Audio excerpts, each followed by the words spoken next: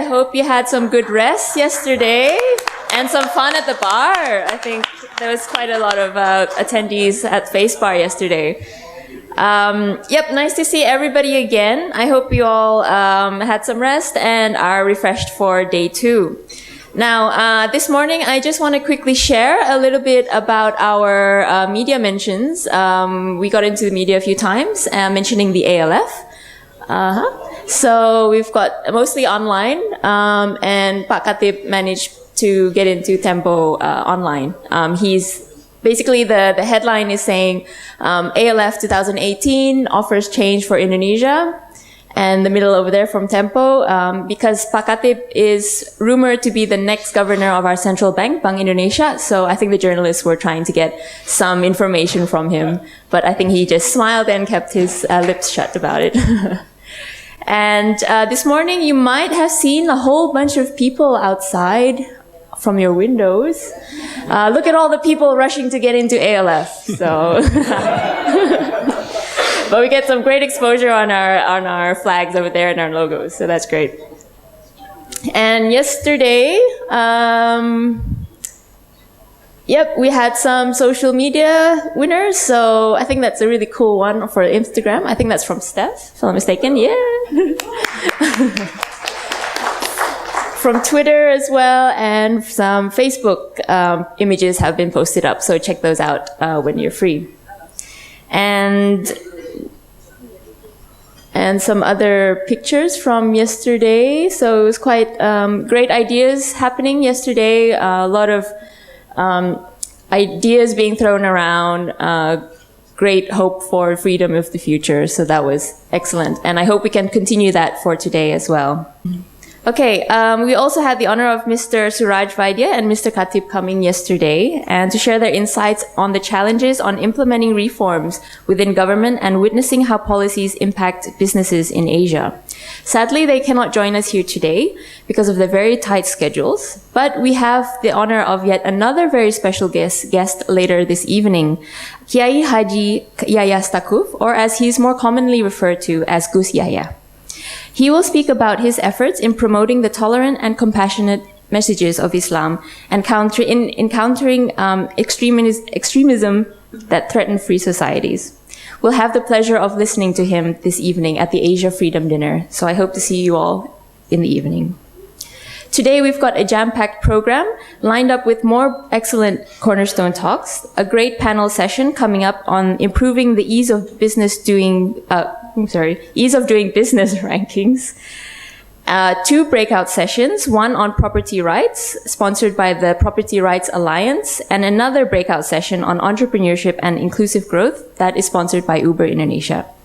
You also don't want to miss out on what it takes to run a think tank with Dr. Tom Palmer, followed up with an insightful panel discussion about how think tanks can generate revenue. I'd also like to encourage you once again to post on your social media accounts with hashtag AsiaLF18, and hopefully we'll get some more excellent pictures we can share with you. All right, without much further ado, I'd like to call up our next moderator for our next Cornerstone Talks, Mr. Daniel Green. Daniel is the program director of the Templeton Religion Trust in the Bahamas and is responsible for developing grants on individual freedom and free markets. Daniel has also published scholarly articles regarding corporate governance and intellectual property law and theory in several respected publications. All yours, Daniel.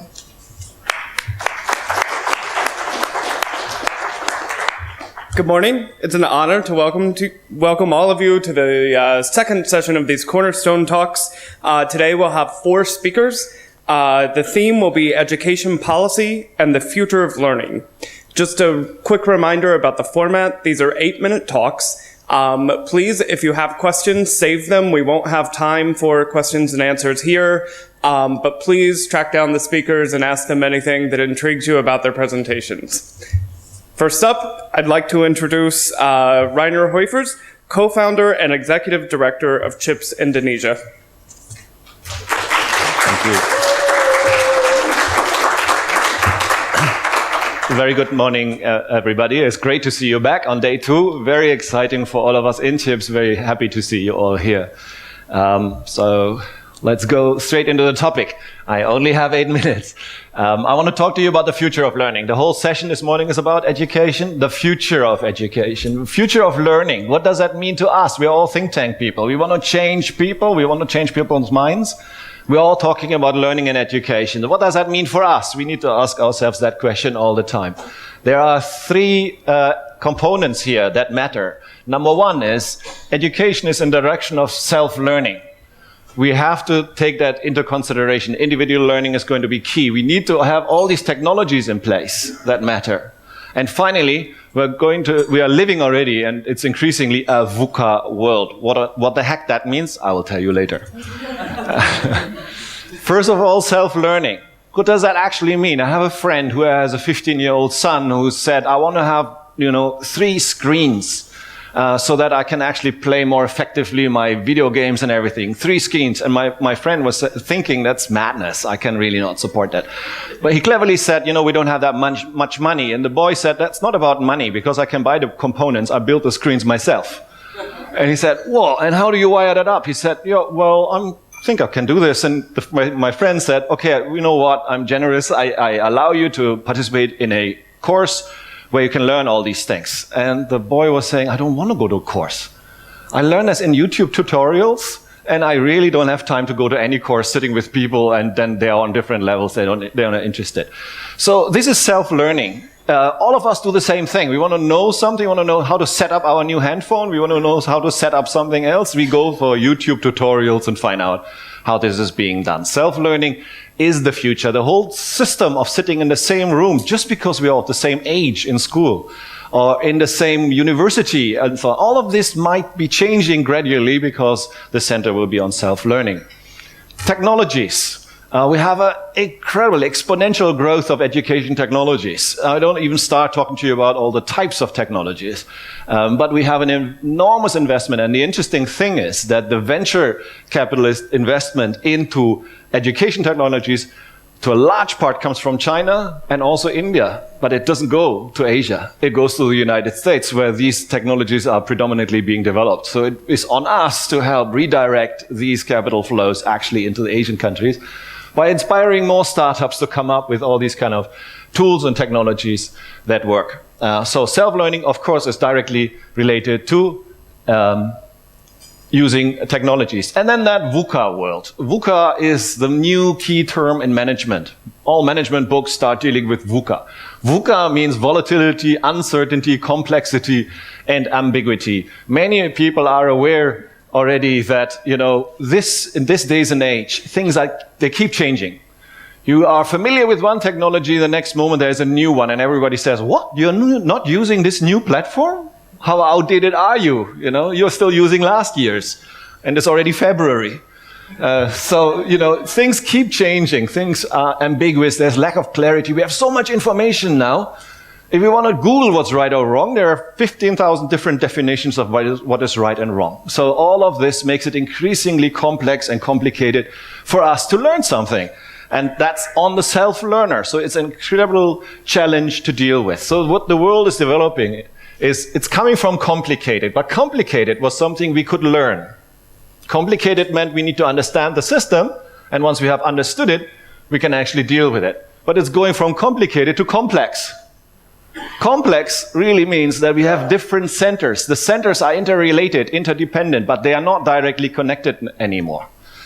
We need to have so many different skills in this, and all of this has to do with cooperation and collaboration. So going from complicated, still with the logic that we can actually learn, and there's actually still a central system somehow in place, to something that is looking like this. And when we look at our think tanks, if we want to run it effectively, we probably run it more like this than like that. We need to have a communications team that is pretty independent and really builds stuff on their own. And if you are past 50 like me and you think you can understand social media really, you are wrong. So you need people in your team who can handle it effectively there. You need a researcher team, you need advocacy teams, etc. So all of this has to work like that. Otherwise, in the new world, you're not really making it. So these are the 21st century skills you need in education. That has a lot to do with what we are doing in our think tanks. I'll come to that in a second. We still need the foundational literacies there. But we also need these 4C.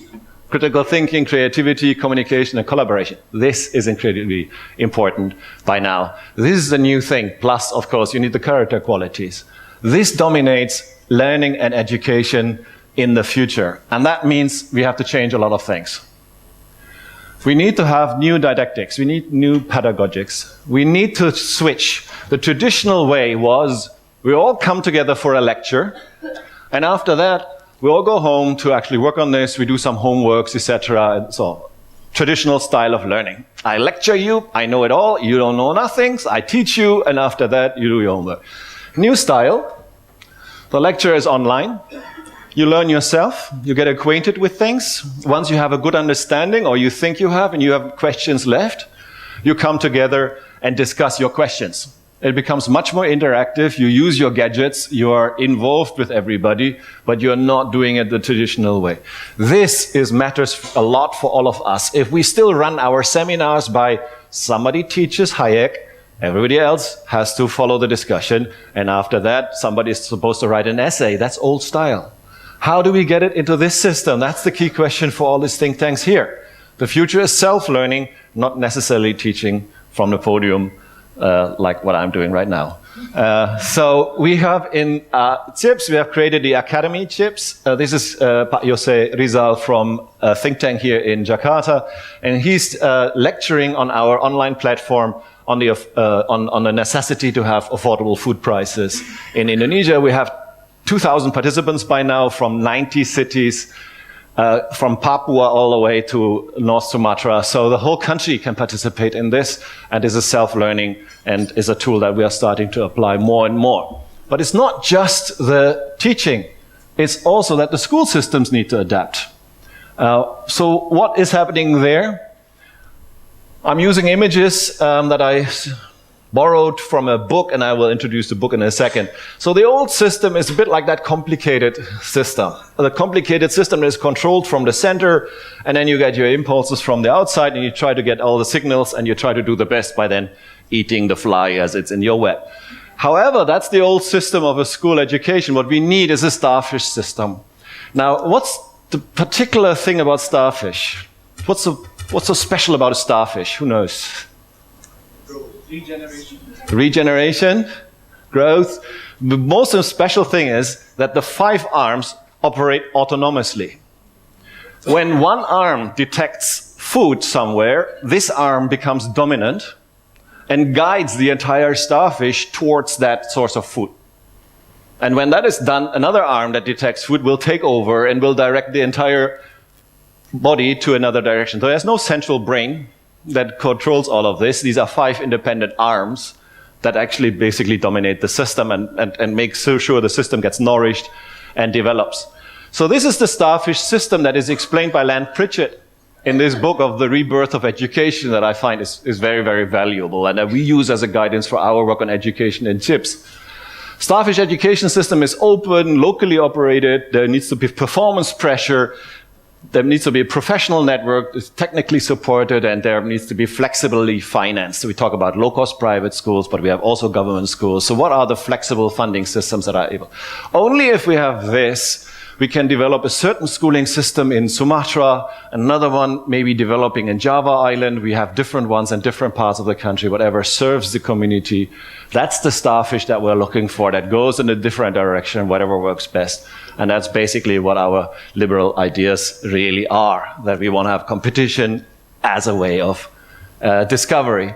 Now, my final suggestion that I want to make is we have a lot of organizations here and in the wider network across the world that work on this issue of school systems.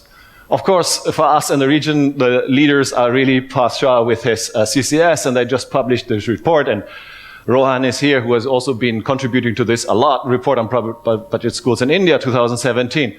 They have a lot of expertise. We have groups in Africa, in Ghana, Imani, they work on school reforms. They have a lot of experience. in Ghana. We have in Europe groups in Sweden. Here's the IEA. They work on issues of school vouchers and school reforms. And we are also working on this. So what I would like to see is much more cooperation, interaction, learning from each other, maybe coming up together with papers. It's not necessary that all of us have to restudy school voucher systems. We have these papers. We can share them with each other. We can share expertise, and we can actually visit each other for help. So with this, I want to conclude, and I wish you all a wonderful day today. It's a pleasure to be here.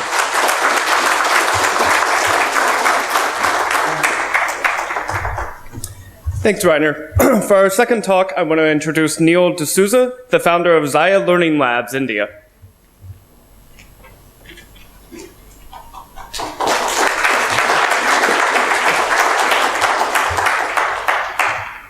Hello. Okay, cool.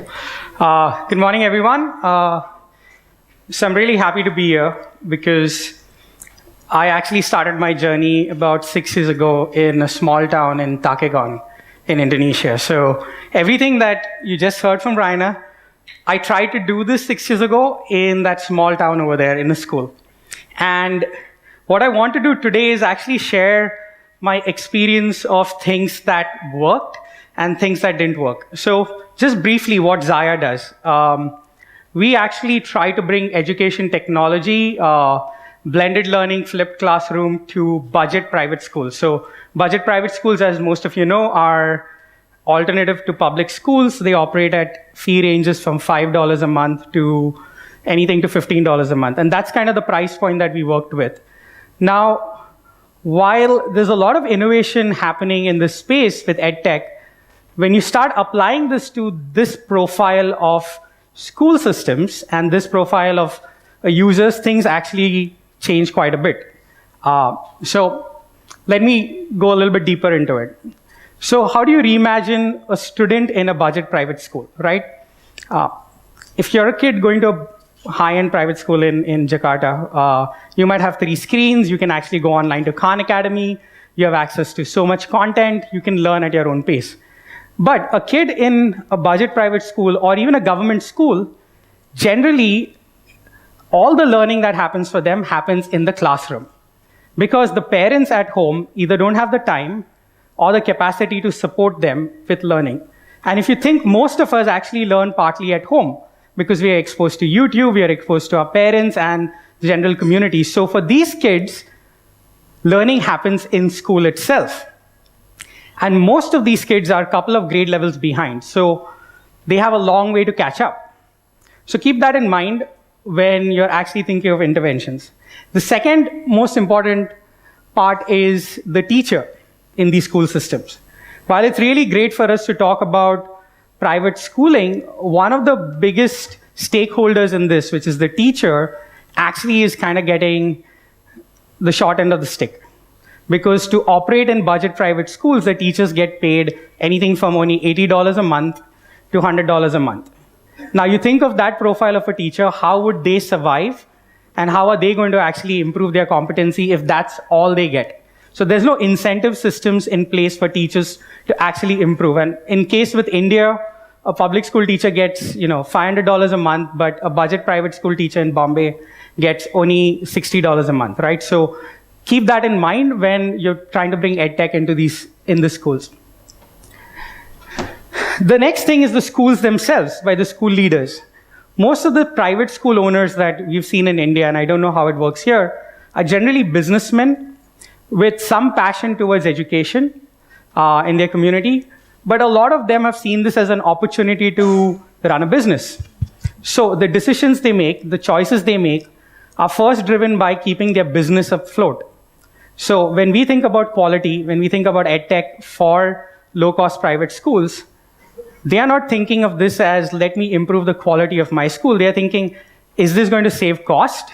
And if it's going to increase my cost, I'm not going to invest in these solutions. So the biggest barrier to actually introducing a lot of these innovations came from the fact that these were business owners, and a business owner doesn't think about quality first. They think about profits. And the last and the most important part is actually the content provider. So 6 years ago, I was trying to implement Khan Academy in Indonesia. This was way before anyone knew of Khan Academy. I got a bunch of people to translate content. I did this in Mongolia, and then I also did this in India. And what we learned is content that is built for high-income kids who actually have support at home, just if you translate it, doesn't work for kids going to low-income schools or public schooling, because there's actually a big gap in context, there's a big gap in their understanding, and the big gap in exposure. So content providers actually have to rethink how they're making content all over again, because they just can't take content and give it to low-cost schools. So after about 3 years of a lot of data collection that we do through our technology, we realized that the schools that were the most successful in implementation of EdTech were schools where the school leader was an educator. And this is by many folds, right? So really what makes the difference in all of these innovations is a strong school leader.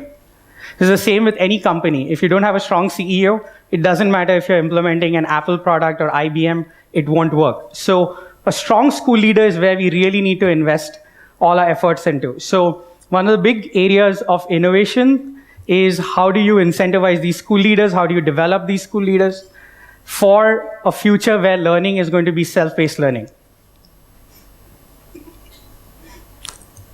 Couple of the challenges I think we've covered with implementing EdTech, poor infrastructure. If you have high bandwidth internet, it's great. But when you have poor internet connection, you can't have any self-paced learning. The next thing is again with teachers. School leaders who develop teachers, who invest in teacher training, these teachers leave when they get $5 more a month to the next school. So school leaders are not incentivized to actually work with them or invest in them. Products. No one does due diligence on these products. A lot of products that are being introduced into this space actually do more harm than good. And we have seen a lot of examples like this in India. And this is something to keep in mind. We need to, as think tanks, actually ask questions about, has there been research done on the product? What's the efficacy of this product before we actually introduce it into the market? Because this is one space, because of them being low cost, a lot of solution providers enter in without any efficacy. Now, the last part is really the opportunity, right? So for every challenge that you face, there's tremendous opportunity. Think about it. There's an entire spectrum of content providers that can be created for the next 20 years with self-paced learning. They don't exist today. They are all focused on only high-income schools. But we need so many more focusing on public schooling, for self-paced learning, and for budget private schools. And there are very few doing that today. So there's a massive opportunity for venture capital and content providers to come in and work there. The second thing is marketplace solutions. So how do you solve the problem of efficacy of a product, right? Can we have a stock exchange where every product is actually tracked for its efficacy, right? So that the best solutions are getting exposed and pulled by schools rather than pushed. So can we have a marketplace that actually works that way? We've seen this in other industries. We're seeing that innovate today, but can we have that for schooling? And there's a big opportunity there. The last thing is actually in a business model. So most business models today involve service providers trying to figure out how they can sell their products in these schools. And the challenge is, working in education takes a long time. You need to have a 10-year, 20-year vision.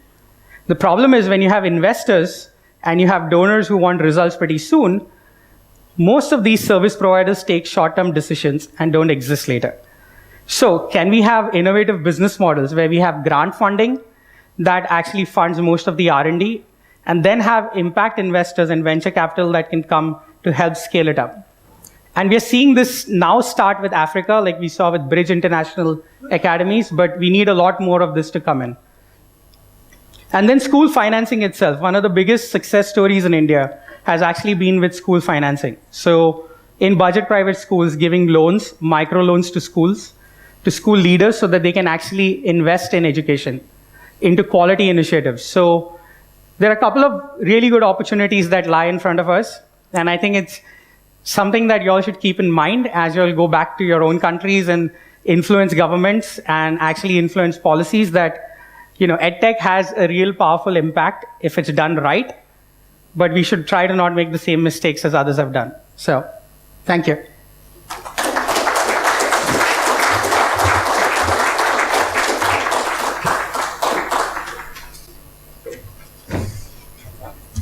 Thanks, Neil. For our third speaker, we have Rohan Joshi, an independent education and public policy advisor.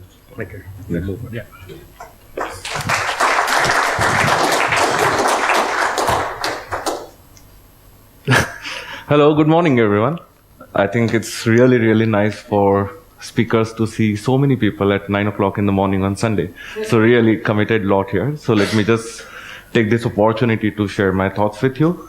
It's been now the fourth year I'm talking about low-cost private schools on this platform of Asia Liberty Forum. It's been a great experience for me. It's also been a learning experience in terms of really how I have seen low-cost private schools. I got introduced to low-cost private schools thanks to Parth in CCS and while I worked with NISA a few years back. I've been talking about low-cost private schools more in terms of the advocacy, the research, the status of research. Last year I presented about the overall status of evidence in low-cost private school segment. Now when I think about quality and overall role of markets, I'm going to share some different insights this time than what I've been talking about for the last 3 years. And this does not, of course, mean that we move away from low-cost private schools, advocacy, or research, but maybe it calls for a different approach, and that's what I'm going to talk about today. We all know now, thanks to research by so many fantastic researchers all over the world, that there are so many low-cost private schools across the world, particularly in South Asia. We have low-cost private schools in UAE, we have low-cost private schools in Pakistan, Nepal, India, Indonesia, as we are figuring out now that there is a huge segment of low-cost private schools, budget private schools that's completely untapped, unnoticed in many other places, like many other places in Indonesia as well. In UAE, in fact, surprisingly, in my visit to UAE in November, realized that there is actually like a huge segment of low-cost private schools in Dubai, in Sharjah, in Abu Dhabi. So we know that overall the numbers of low-cost private schools are increasing in most parts of the world, particularly in this part of the world where access to education has been a challenge for the last many, many years, where we have always struggled with enrollments. Thanks to low-cost private schools and overall efforts from all of us that we have cracked to some extent the problem of enrollments now, we can say we have close to 90+% entry-level enrollment across most of these countries that are listed here. UAE, of course, being entirely different league, but in other countries as well, we seem to have solved the problem of enrollments. We have solved the problem of access to some extent. What we haven't solved yet, and which we keep hearing about all the time, and particularly in the context of low-cost private schools, is of course the quality part of it. When we talk about quality of education in low-cost private schools, we essentially talk about 3 different parts and 3 different elements. One is, of course, the quality of teachers. Second is quality of infrastructure and overall student learning. We keep hearing these comparisons that low-cost private schools do marginally better than some of the other kind of schools. Maybe some of the low-cost private schools do marginally better than public schools.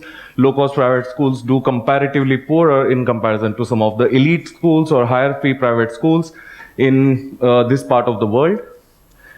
And then what we have seen so far is all the efforts driven towards improving quality of education in low-cost private schools.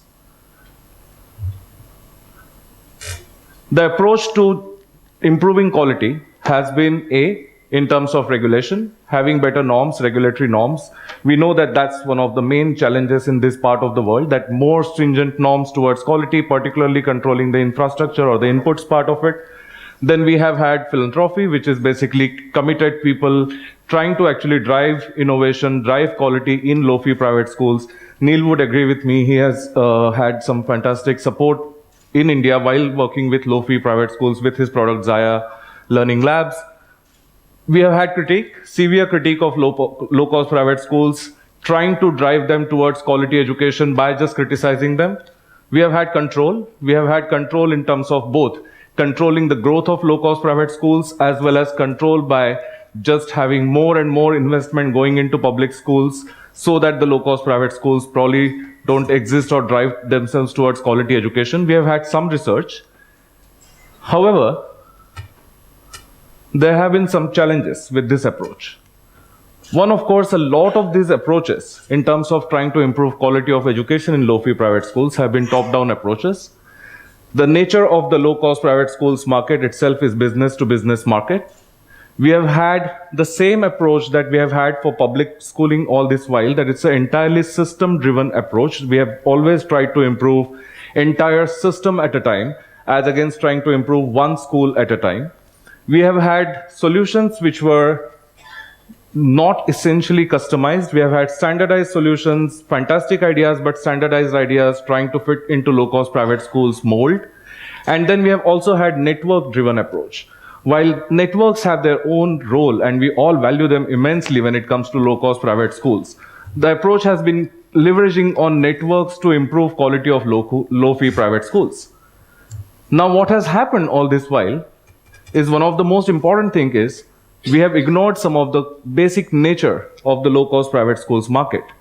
One, as a low-fee private school owner, there is very little economic incentive for me to actually invest in quality of education, because there is no consumer side push for it. So there is nothing really for me to invest in quality of education in my school.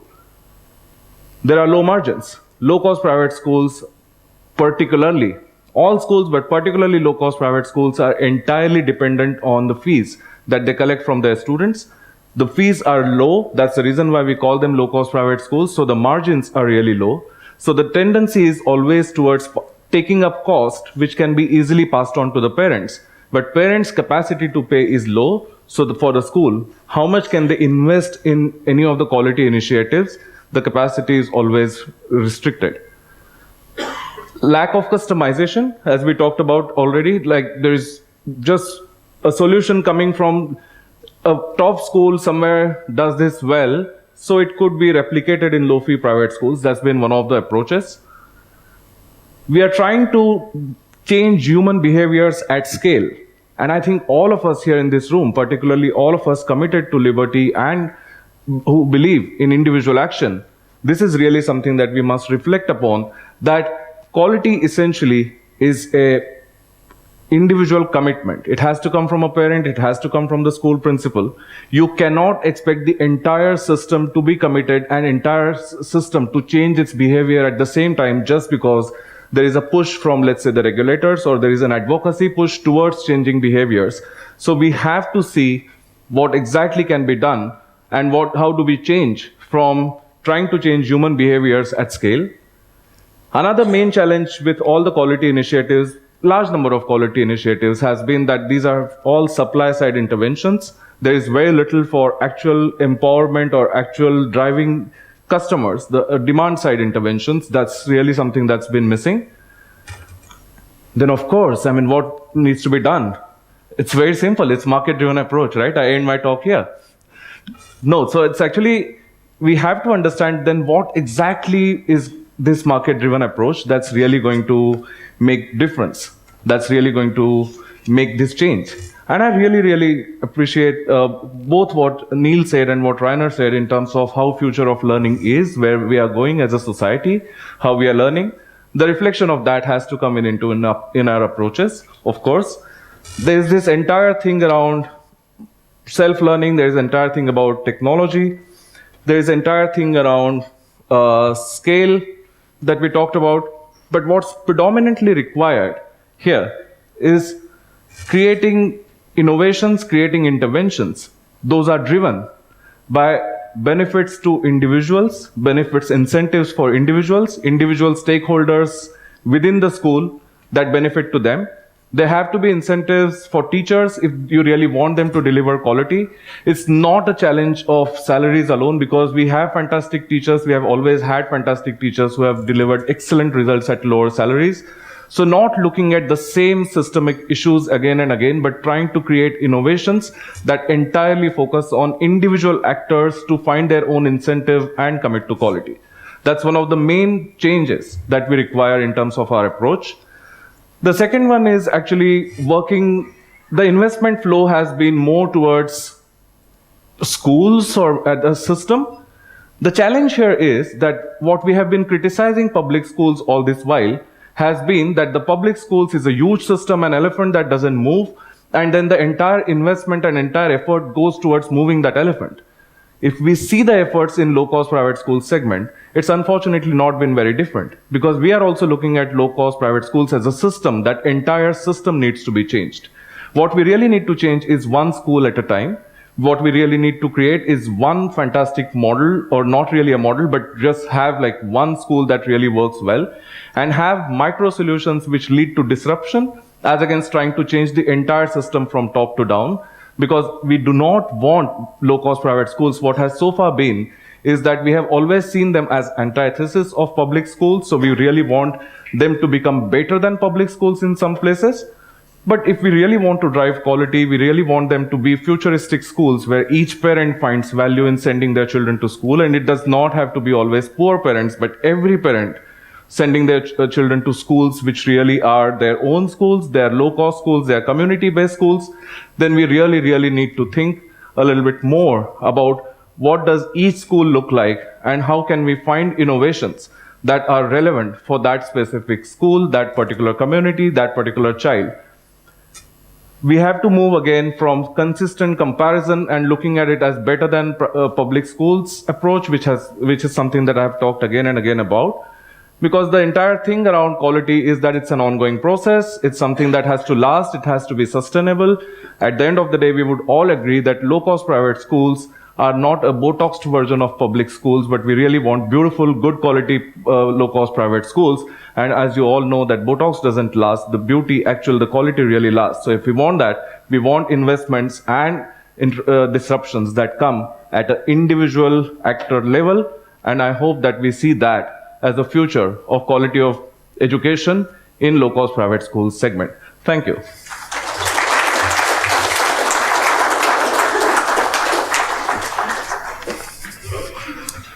Thank you, Rohan. For our final Cornerstone Talk of this day, we have Mohammed Khalid Ramizy, Executive Director of the Afghanistan Economic and Legal Studies Organization.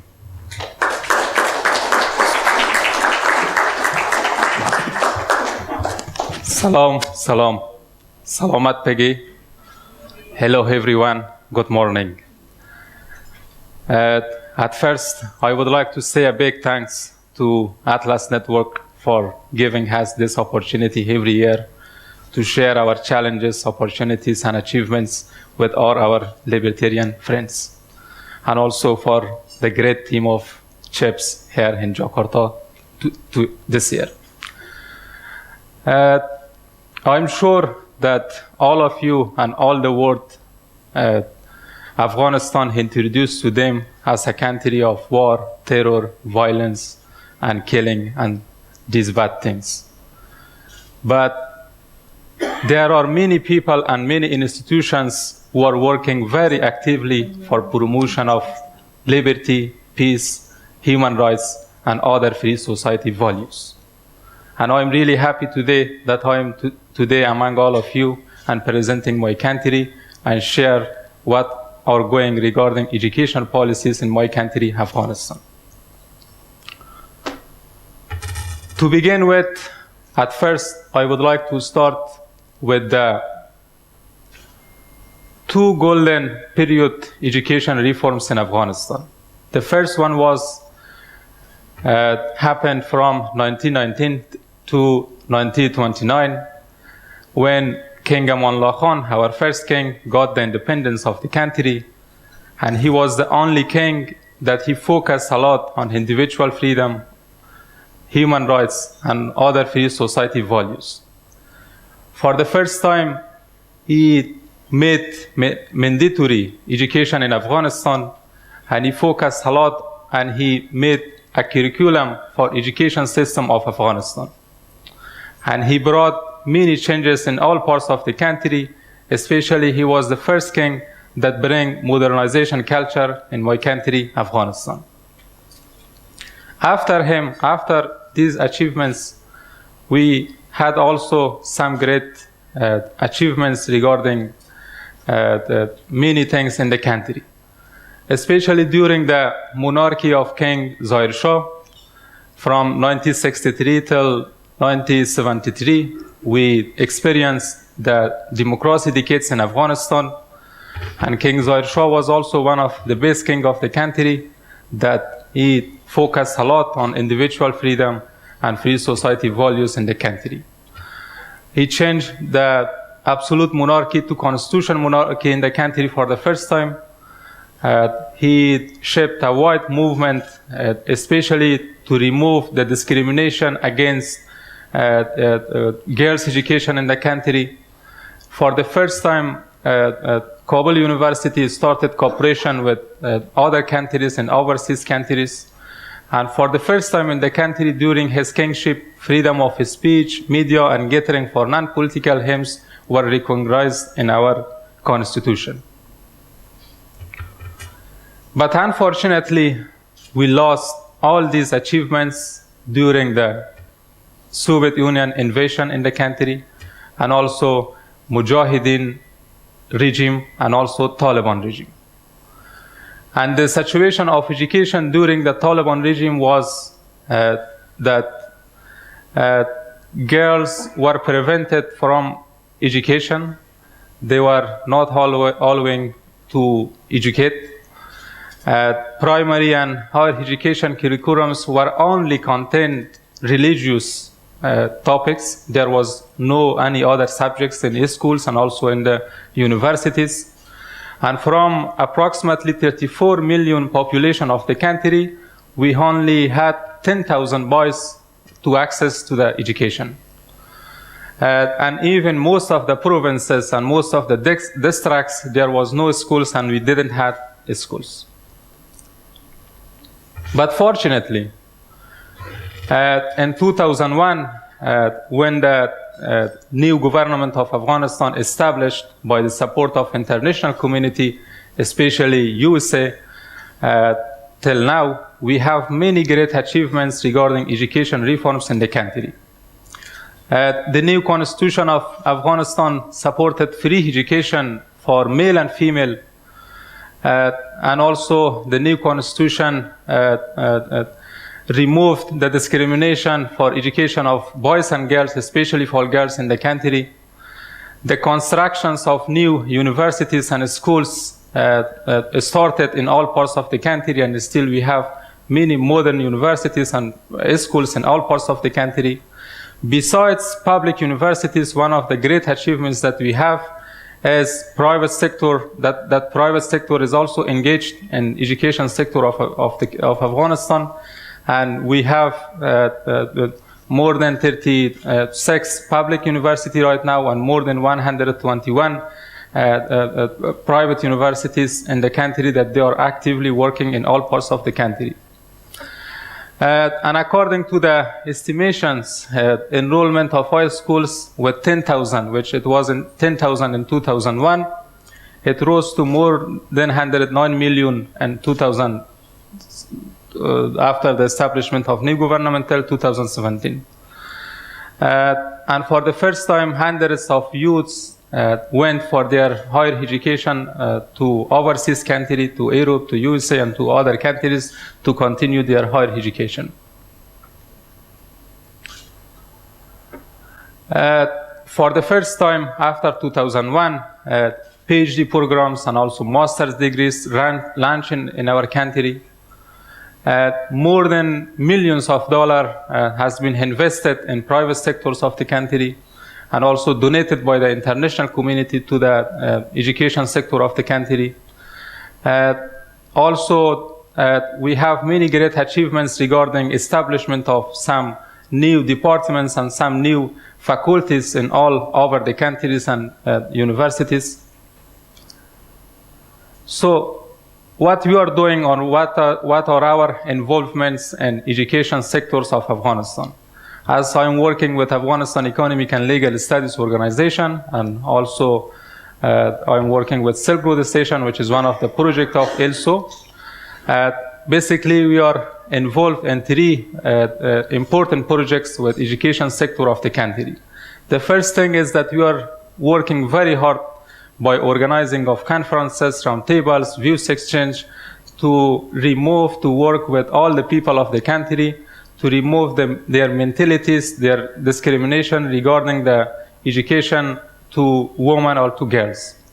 The second thing that we are doing is that we are working with students to equip them or to give them new materials toward libertarian ideas and to teach them these ideas to how they should work for peace and prosperity in the country.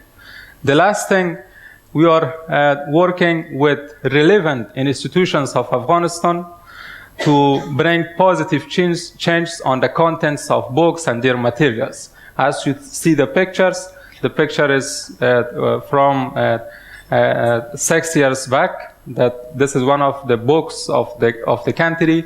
It means G-GAN.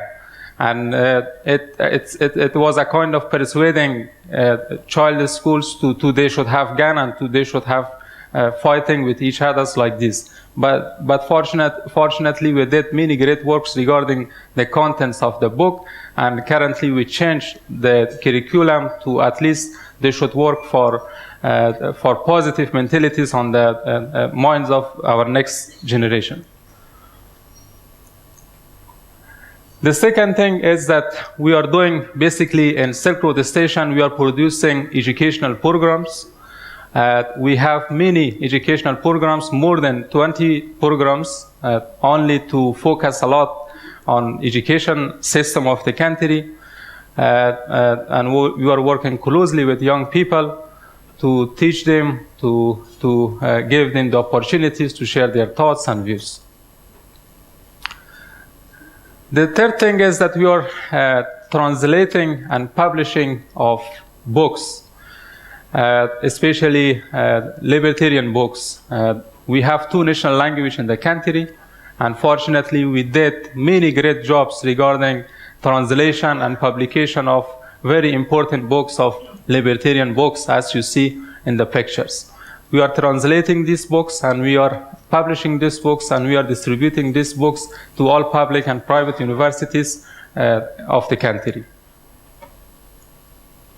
Another thing that we are doing is students' roundtables. Especially the aim of these students' roundtables is also to remove the negative mentalities of the people and remove the bad traditions and customs of the country especially toward female education in the country.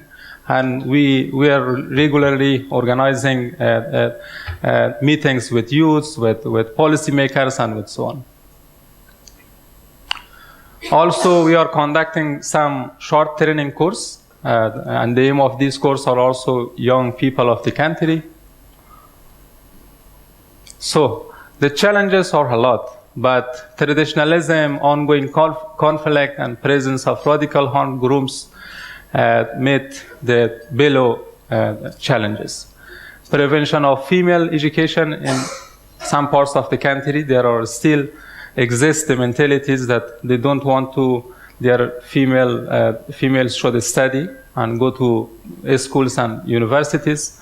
Also, security is one of the biggest challenges in my country, that it costs to most part of the cities that they cannot educate and they cannot go to universities and schools.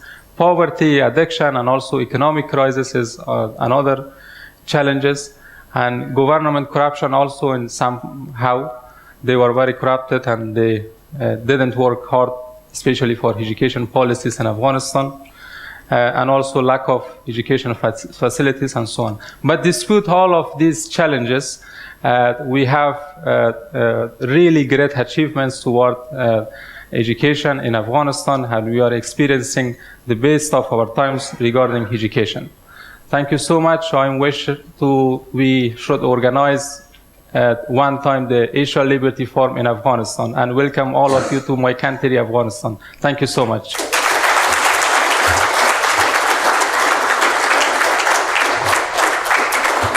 Thank you, Khalid. I hope you all enjoyed today's round of Cornerstone Talks. I think it was an excellent kickoff to day 2 of Asia Liberty Forum 2018.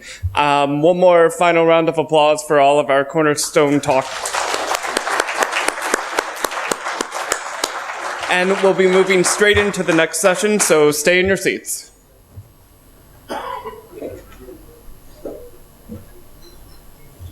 Okay, thank you once again to all our speakers. I think we all know the challenges and complexities we face coming into the future.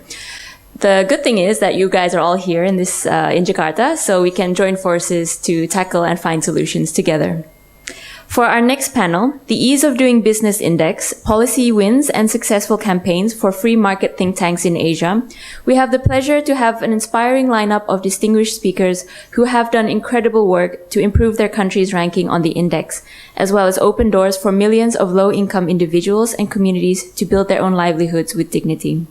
To moderate the session, I'd like to call up to the stage the Atlas Network's Director for Institute Relations and Programs, Elisa Bishop.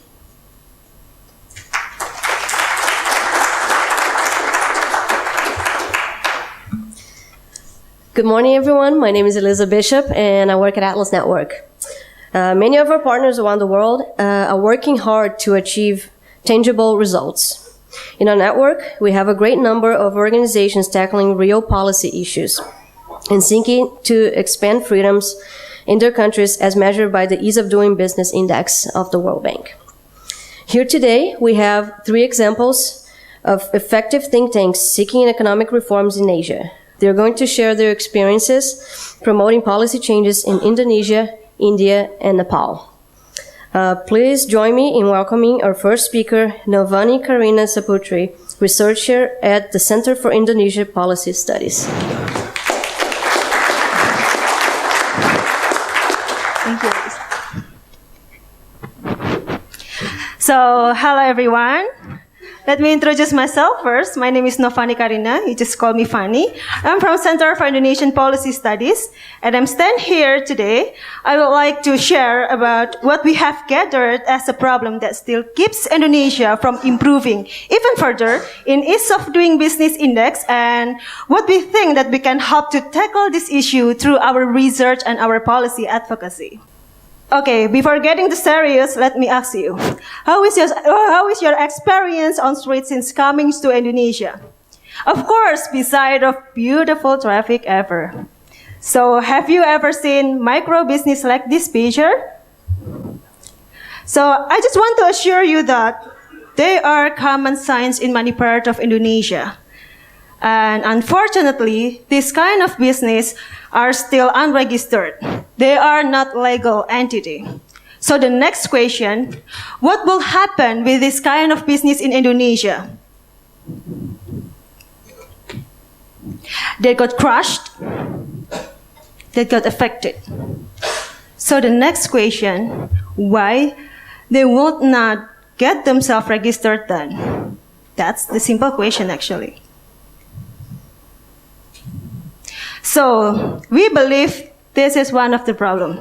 So, for those who may not be familiar with this index, so Ease of Doing Business Index is an index that's created by the World Bank to measure how easy to have a business in a country, how easy to have a business officially registered with the authority in a country.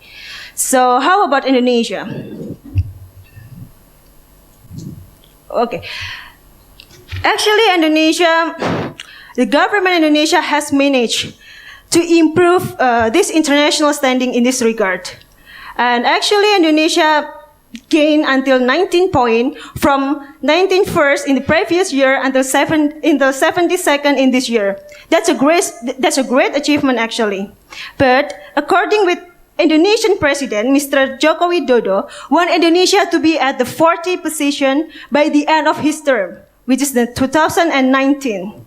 So Indonesia have to gain until 32 points more for the next year. Is it possible? The important one, is this ranking enough to allow the micro business, like we have to show in the previous slide, to register that business to be the legal entity? That's the question. So, what is the problem? What is the ease of doing business problem in Indonesia? So even though Indonesia gained until 19 points, but there are some indicators that still rank over 100. And one of these indicators is starting business indicator. Starting in business indicators talks about how registration process work in Indonesia. So let's see. 144th position. It means there are still some problem that needs to be fixed related with registration process. And actually, Indonesia has targeted 5 procedures within 7 days. But how about the realization? 10 procedures need to be passed by business people to registering their business in 23 days. So why did the realization remain far from the target? That's the question. So here is the picture. This picture containing many colors. So would you like to explain to me what is the basic color of this picture? Yeah, someone say red. Someone say, okay, green. Maybe the ambitious one. Oh my God, you're right now. Say black. Are you really black? No. So perhaps this illustrates how the business registration process in Indonesia. There are 10 procedures that need to be passed to registering their business, arranged by 69 regulations. It leads to possibility of overlapping regulation, of course. Actually, central government already have the best way, effective way to make it easier for business climate. But maybe for the regulation, for the regional regulation, there are some additional document, additional regulation that make it more complicated. So how about the solution for this case? Here we are. CIPS will conduct a research that aims to provide the policy recommendation. And we already have some policy that we analyze need to be reformed, like Ministry of the Trade Regulation, the Mayor of the Bandung City Regulation, and the Mayor of the Metro City Bandar Lampung Regulation. And to support our policy recommendation, we will conduct a research that will be answering some research questions. The first is regulation implementation. How is the implementation of the regulation in the practice, both of the central and the regional? And the second is, what is the real constraint that faced by the business people to registering their business? The third is, what is the impact of this constraint? Will the business people will end up the registration process, or they have to spend more costs to complete the document of registration process, the registration business process? And we will do comparison between Indonesia and other countries. We expect to find the effective way that already applied by the other country to support the business climate. To carry out our research, we will use qualitative research by monitoring and tracking business registration process. And we will use 2 kinds of sample. The first one is a business people that in the process of registering their business to be the limited company or PT in Indonesia. And the second one is a business people that in the process in registering their business to be the limited partnership or CV in Indonesia. And this research will be conducted in 3 regions in Indonesia. The first is Bandar Lampung, the second one is Bandung, and the last one is Jakarta. They were selected because of by entrepreneurship potential, especially for business, small business entities. And what next to do? After we make a policy research paper, we will not stop there. We will continue policy advocacy afterward. That will be undertaken by related parties like parliamentarians, ministry, local governments, entrepreneurship and venture capital, chambers of e-commerce, and potential media outlets. So these are the overview of doing business in Indonesia and our research plan that will be conducted by CIPS. And the main goal that we want is we want to give a freedom for the business people to growing up to operate their business more easily and more safely, and of course, for more prosperous Indonesia. Thank you.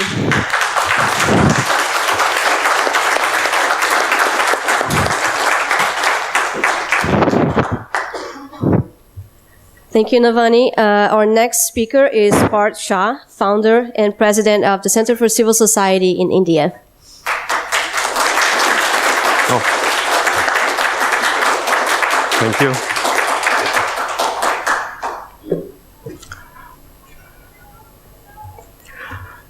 Yesterday, we were reminded by our opening speaker a famous line from Frederick Bastiat: "When goods don't cross border, armies do." Often we know it's easier to build armies than produce goods. Not because it's difficult to produce goods, but because the governments make it difficult for people to engage in productive activity. Right? And the ease of doing business, at least in my personal view, is about building a peaceful world by allowing people to produce goods and engage in that activity. Right? So I think to remember that ease of doing business is not just about business, it's about building a peaceful world. Right? Actually, at CCS, we have been focusing on this issue from the very beginning. It was great to see the Atlas Foundation come up with a grant proposal that allowed us to focus more specifically on some of the key areas that we thought required improvement. Right? You heard some of the laws that you in Indonesia earlier. There are, of course, many more absurd laws, probably in your part of the world as well as in India.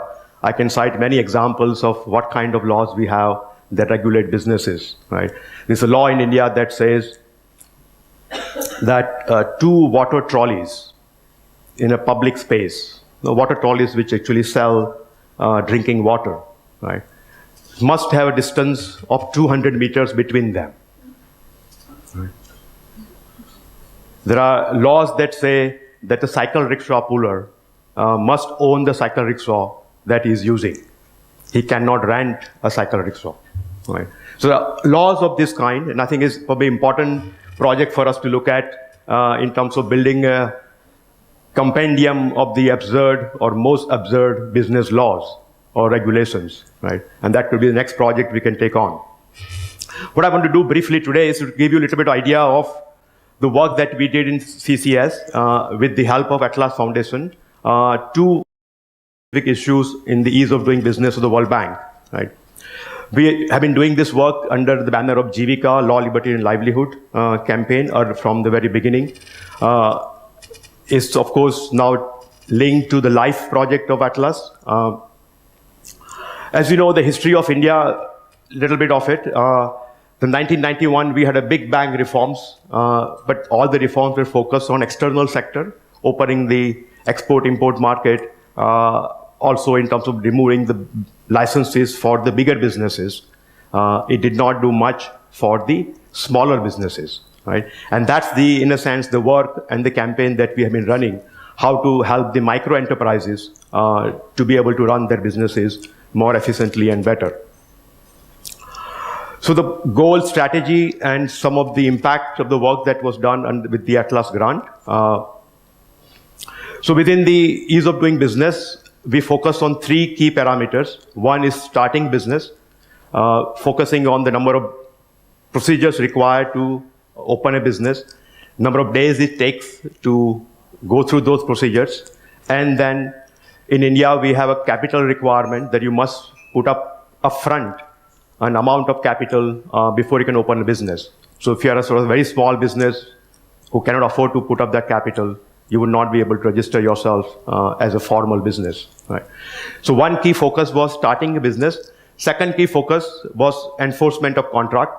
India actually does probably one of the worst, second last in the enforcement of contracts in the World Bank Index, right? And therefore it was very important, as you know, for any market economy, that contract enforcement has to work quite smoothly. So we looked at that in terms of how many days it takes to enforce a contract and how can we reduce those days. Third focus, which is building on our earlier work with street vendors and others, right, was on the BOP, bottom of the pyramid entrepreneur, or the micro entrepreneurs, right? So we focus on 2 areas, street vendors and the tribals who live in the forest and can access bamboo as a means of their livelihood. The 2 other areas that we were focusing on under that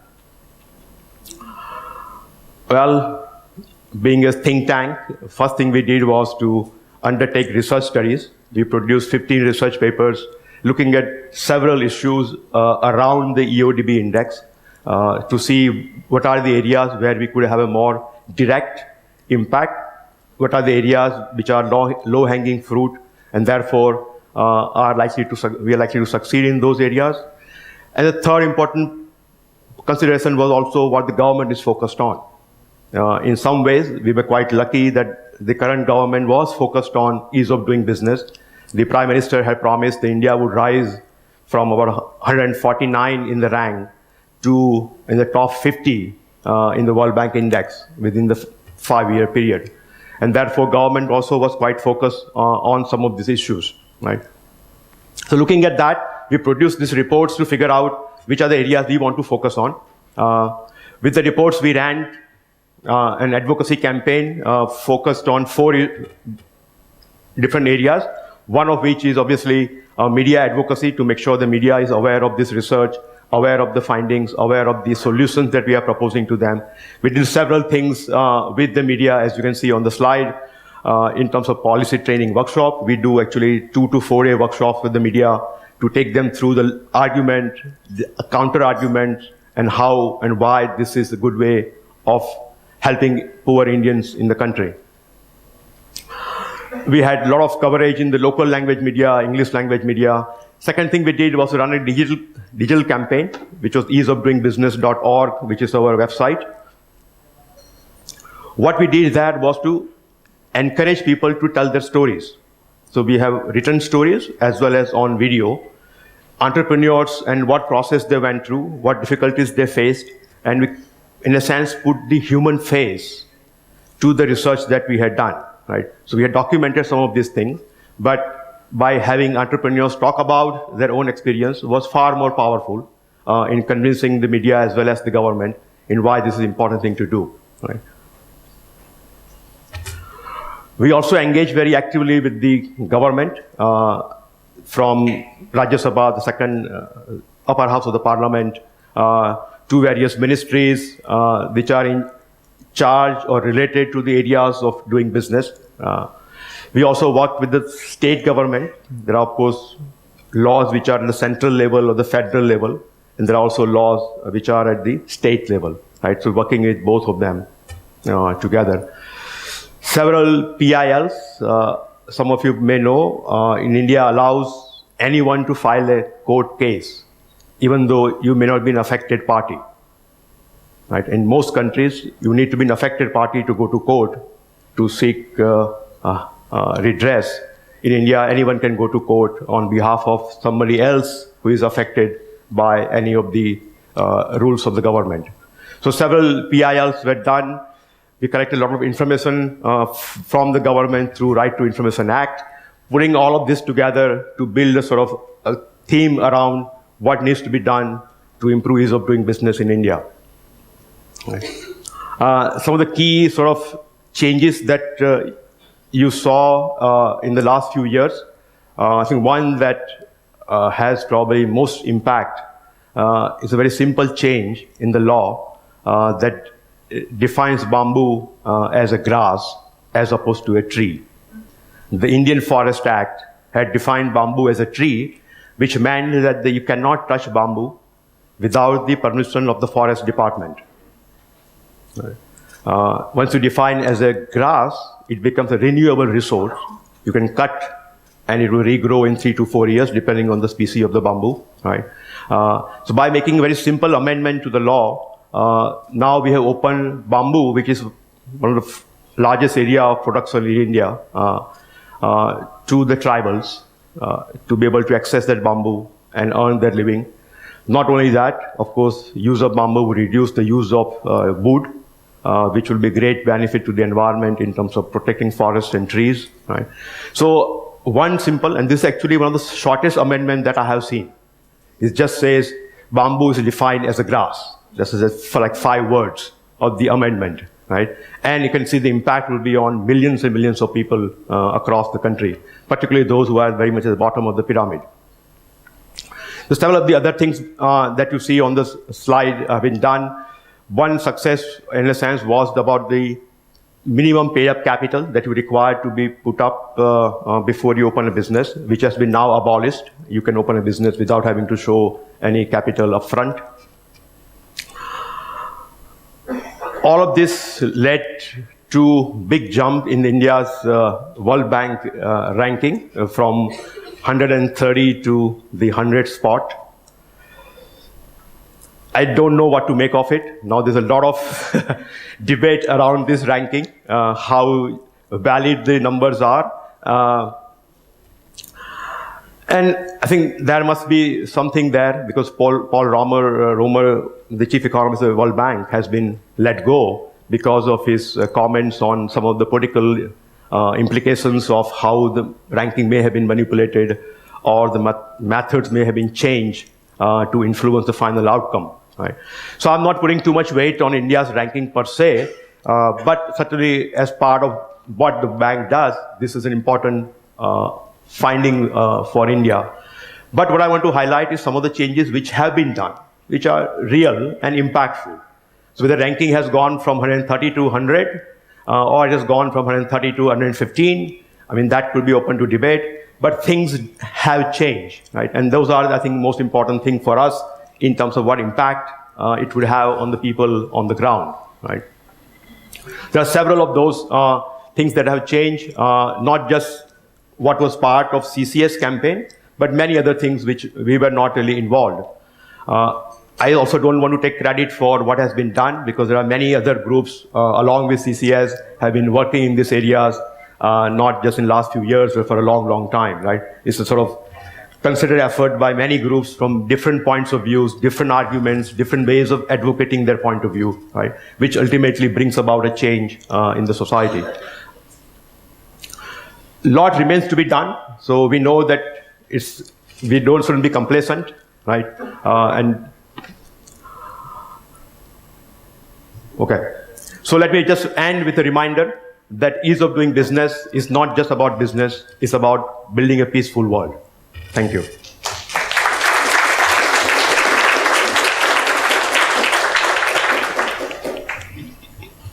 Thank you, Parth. Our final speaker is Deependra Chaulagain, Director of Operations and Outreach at Samriddhi Foundation in Nepal.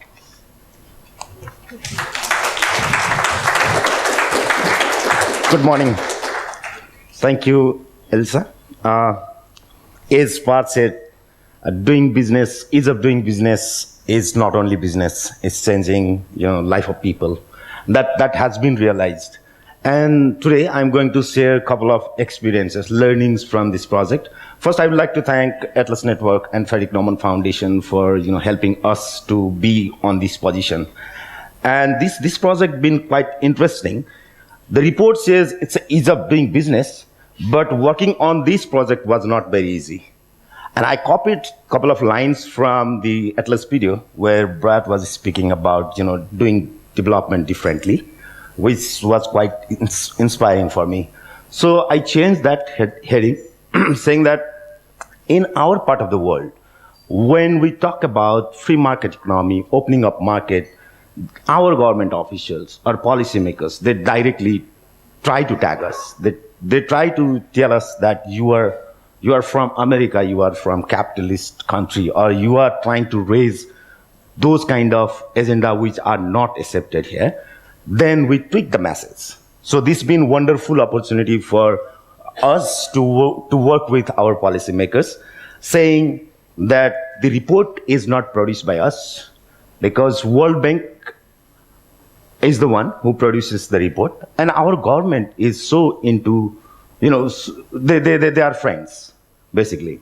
Because World Bank supports in many of the activities of our government, and for us, it was good opportunity that bringing that same report in front of them and saying, look, Mr. Prime Minister or Minister, these are the index that World Bank is showing regarding our country, and if we really want to make our country a very prosperous or business friendly, then we need to change some of the parameters. Last week I was having a meeting with finance ministry team, and then we realized that our economy has more than 60% informal, our entire Nepal economy is 60% informal economy, which is not exact data, but people agree on that. That means our business people are not being able to register their business, so there are a lot of hurdles.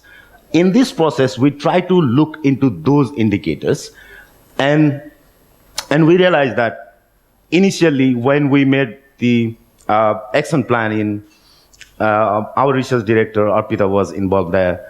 And once he came back to Kathmandu, and we sat together in our office and said, wow, we can achieve these very quickly. Those are the basic indices. Those indicators can be improved.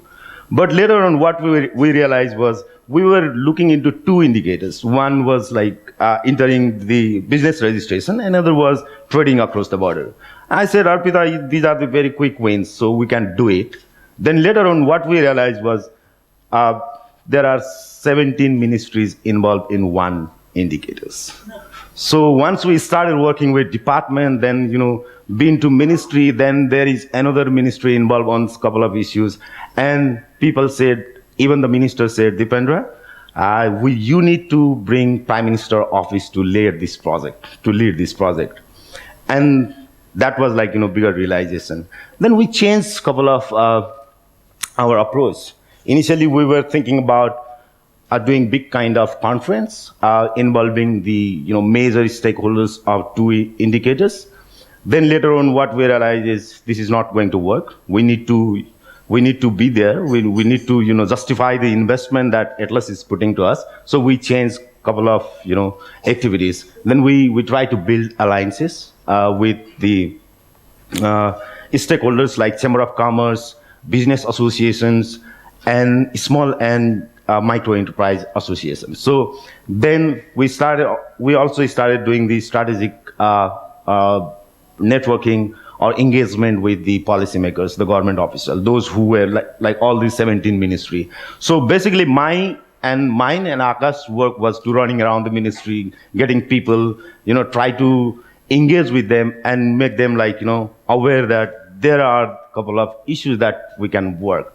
And also, Samriddhi Foundation is a policy think tank. We work with the parliamentarians. There is a circle called Nepal Leader Circle as well. So with that circle, these are the like-minded people who wants to bring positive change or, largely working on the policy reform issues. Then we try to work with them. And they took those recommendations to the parliamentary committee. That was changing some of the rules. Till now, I don't say, like Parth says, I don't say we've been very successful. Nepal is in 107th position currently.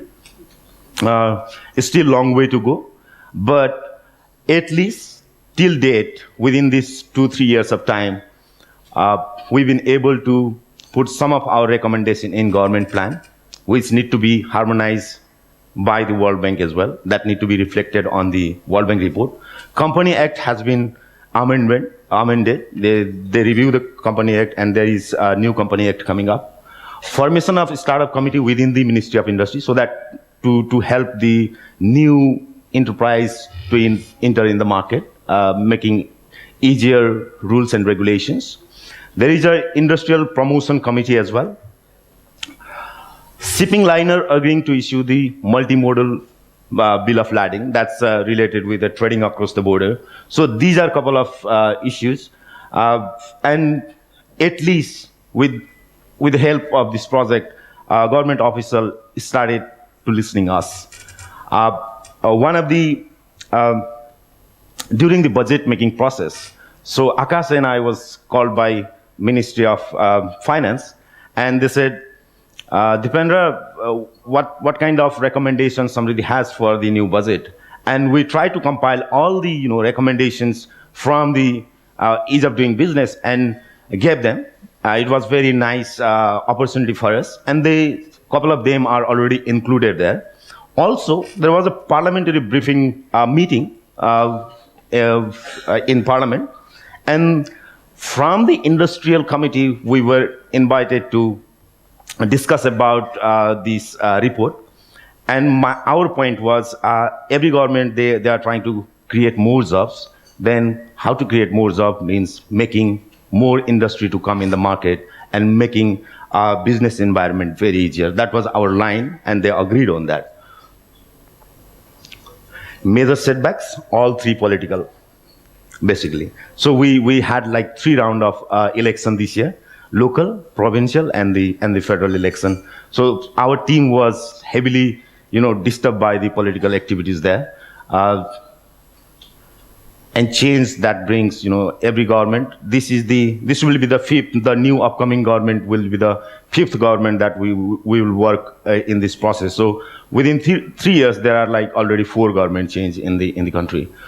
Now where we are in terms of registering business, we came down to 7 days from the 15, and then those are the indicators that in other area. Basically, this is not completed still, so there is a long way to go. Our team is every day working on, how to make this happening kind of event. We will be doing regular research, lesson flexibility. Of course, that matters because there was flexibility within the project. That's why we've been able to redesign our project.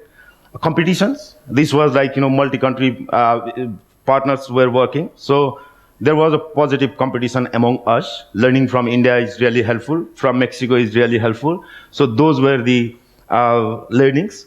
Also, regarding the trading across the border, that when we realized that there need to be like, trade is not only our issue. This is also the issue from the other country. So our larger trade, 60% trade is with India. So our realization is it would be good if we have some partner organization working on the same issues on the other side, so that we can collaborate more and bring the change regularly. Thank you very much.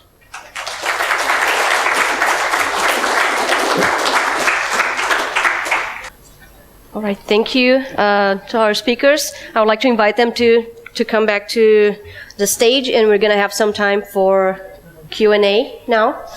To Parth and Deependra, because you've been running your projects for a little bit longer. And the question is there any specific advice you would give to think tanks that are starting to do similar work to the work that you've been doing? Any lessons that you learned? Anything that you wish you had known before, something that maybe delayed your projects, or any changes in methodology, anything? Yeah, basically, our learning is be ready to hear the big government. So we as I shared, we never knew that there are 17 ministries involved in one issues. We were so happy that we initially were so committed that even now also we are committed. But initially we are like so happy we'll achieve this goal very easily. Later on we realize there are 17 ministries involved on that process. So be ready for upcoming challenges and flexibility. Of course, we need to achieve certain goals, but don't stick to the exactly on the plan. So there need to be flexibility within the action plan. Yeah. I think one learning, something that we tried to do but didn't do that well, is building a coalition. Ease of doing business is not just a libertarian cause, right? There are many different groups which are interested in this area. I think it's a perfect platform, perfect sort of policy issue where we can build much larger coalitions and thereby gain, of course, more weight for our opinion, as well as I think build something that can work in the future for other issues that we are going to work on, right? So I think Ease of doing business is a great platform in terms of building coalitions. And I think something that we should have done more of. Okay. All right, we're going to open up for questions from the audience. So if you do have a question, please raise your hand and wait for the microphone.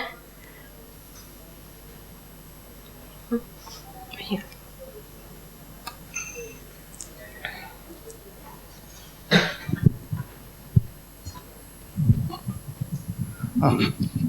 Hello, my name is Ambrish. I am also from India. There is a critique on this ease of business index prepared by the World Bank. Apart from the manipulations that had happened, there is a serious critique that how it is biased and whether it really reflects the ease of business in the country or not. As a think tanks, should we not focus on those issues also, examining whether this ease of business, doing business index is really proper? Because it covers only either one capital city or two cities in large countries. You do certain things into these two cities and you can make big strides without improving the situation in many other parts of the country.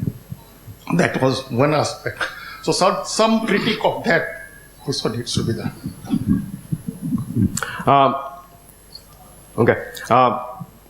It's very true that how much is reflected in the index of what happens really on the ground, right?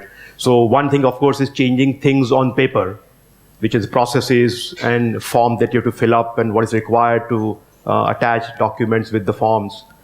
Is other thing what actually happens on the ground, right? What experience people actually have. I ran out of time on my last slide. The one point I had on the slide is to create a bottom-up index of how well the states in India are performing on ease of doing business, right? So currently the index we actually have separate index just for Indian states created by Indian government, similar to the EODB business or the World Bank for the world. And that index is based on just interviewing officers of various states about what have you done to change some of the rules and regulations. So it will be good to have an index which gives you a bottom-up view of the procedures on paper really have an impact on the life or not.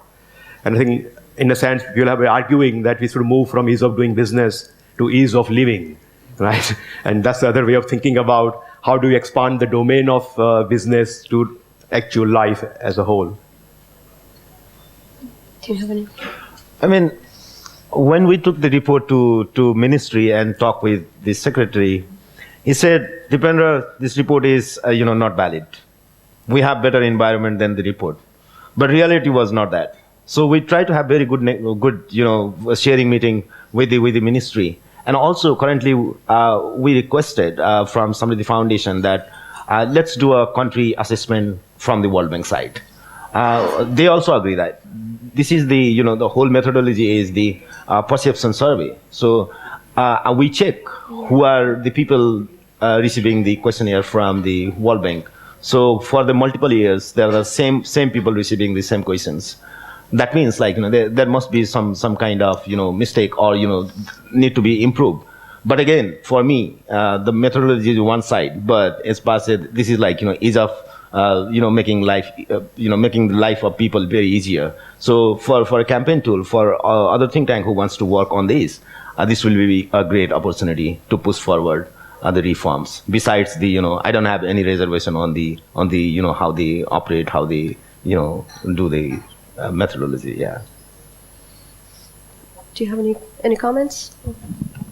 That's okay. All right. One more question. Back. No, I wanted to follow up on what Deependra said regarding the quality of the survey, the ease of doing business World Bank report. I'm not a specialist, but what I read in the Indian press is that actually it's only surveying two cities. Is this true? It's only Mumbai and New Delhi, and I think the sample size is ridiculously small. And why is all the attention given to this report if it is really not representative? Because the feeling I get from speaking to entrepreneurs in India, particularly from the small and medium-sized community, is very different. I mean, they don't see this improvement we're seeing here with going to 100 from 130. Shah, Parth, what would be your take on this? And also Deependra and...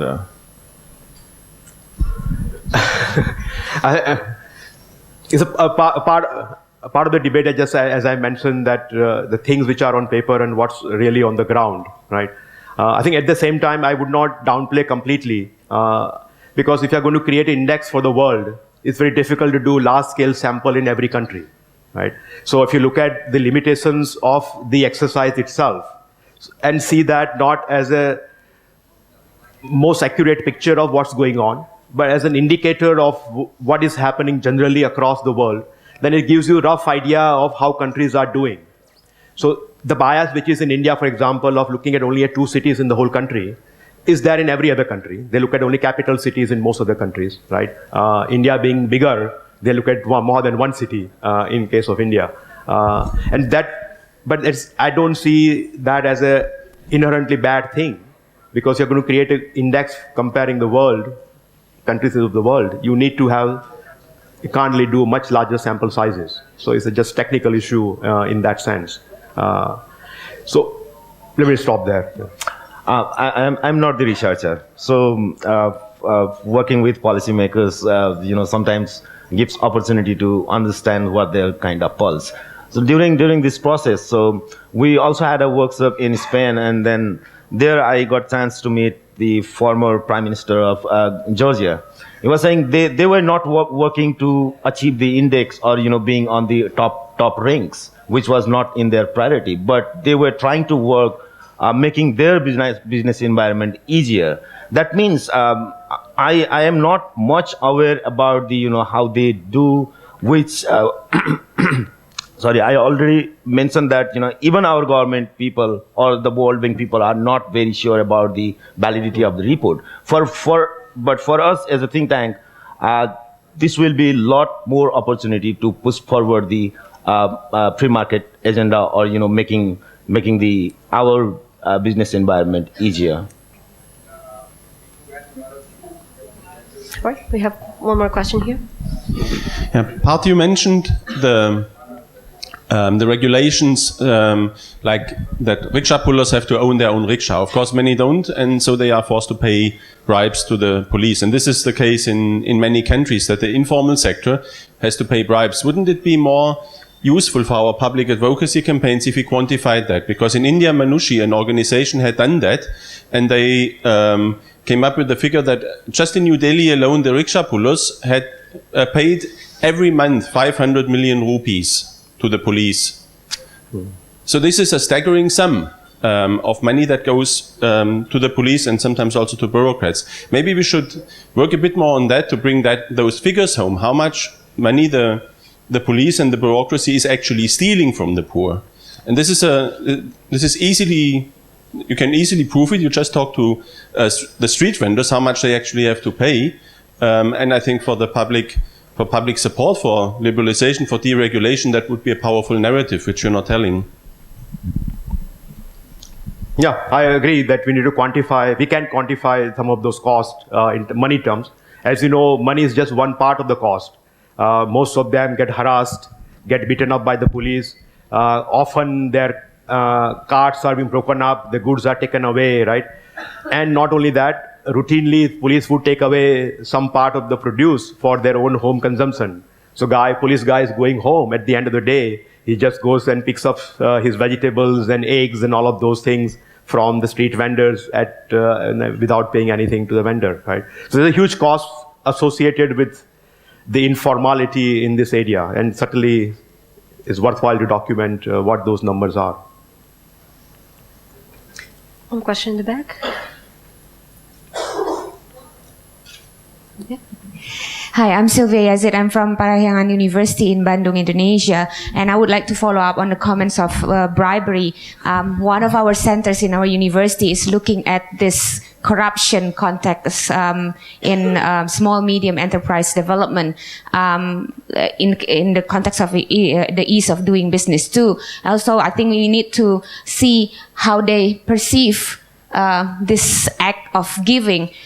Is it making them easier to do business, and how do they see it? Because time frame wise, it might shorten the process. So that when we ask only how do you see the ease of doing business in Indonesia, that question doesn't reflect all the details, all the variants of the aspects involved, including corruption. So I would like to see, to know what you think about corruption in this context. Thank you. I think the World Bank Index does include some of that part, which of course they don't say corruption, is just cost of acquiring licenses or approvals, right? And cost could be official cost of the fees that you have to pay. It could also be unofficial cost, which obviously you and I would call bribe or corruption. So those are somewhat reflected in the index itself. Yeah, I think we have time for one more question. Right here, please.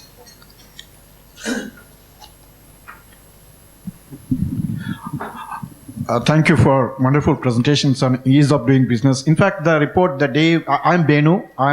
I was working for a bank, that is the Apex Development Financial Institution in India. I was the country head for the climate change program also in the country.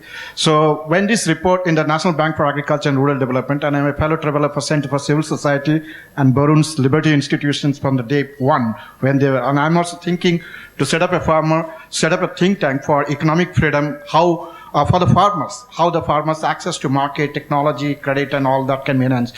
My questions, springs from the deliberations, presentations from the ease of doing business.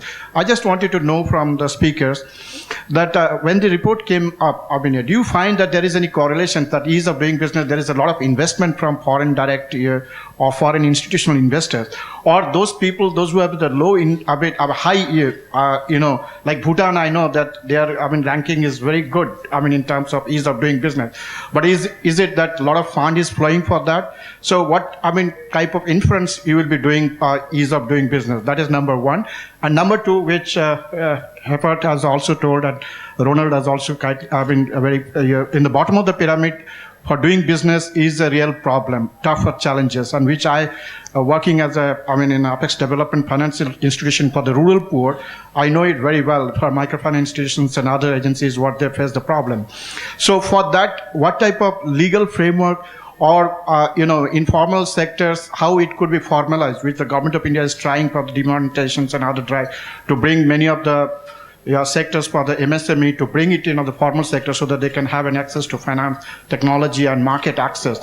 What is your take on for that, for ease of doing business? Because that will make a lot of, constituency for liberalization, because much of the liberalization effort which has happened for the year, that has been felt in the top of the pyramid, but not at the bottom of the pyramid, which is the bigger problem for this part of the country, Asia, particular region. So in order to create a broader constituencies of ease of doing business, what type of suggestions you would like to give us from your work for the Parth, which has been done in the Center for Civil Society, and also from Nepal, because this has got a very huge implication, and also simultaneously for Indonesia, because this has got a real implications for the poor, because they need not the subsidies and concession, which I have founded for work in the government and financial sector, but they need real peace, or they can do the work peacefully so that they don't have much of a hassles from the governmental systems with bigger rules, regulations, and all that. I think first thing I can think of is that we need to challenge the whole framework of ease of doing business at a philosophical level. So why do I need an approval from government to run a business, right? I think that's a fundamental issue of economic freedom. I think as many countries have done, you just have a one single page paper form where you report to government that this is who you are, this is where you exist, and this is what you're going to do. And that should be good enough a registration process as opposed to any approval process, which is currently the case. I think at one level we need to challenge the whole idea of government requiring this kind of procedures to be followed just to start a business, right? So that's a larger philosophical level. In terms of on the ground, as I said, nobody's stopping us from building, and something that we are thinking about, creating our own index. Right, so we do not have to go by the World Bank index. Obviously, World Bank gives you comparison with other countries, which you would not be able to do if you create a national index. But that's another worthwhile effort to undertake, is to create a more meaningful index for, say, each country, Nepal, India, Indonesia, and many others which are here. And that could be, I think, good collaborative effort among us to see what would we look at from our point of view as part of ease of doing business. From my side, basically this gives some alert to the government. I don't know, how many investment, how much of investment coming to Nepal because of that report or because of that rank. Because our government says we are very good at South Asia. So it depends on where to compare, whom to compare.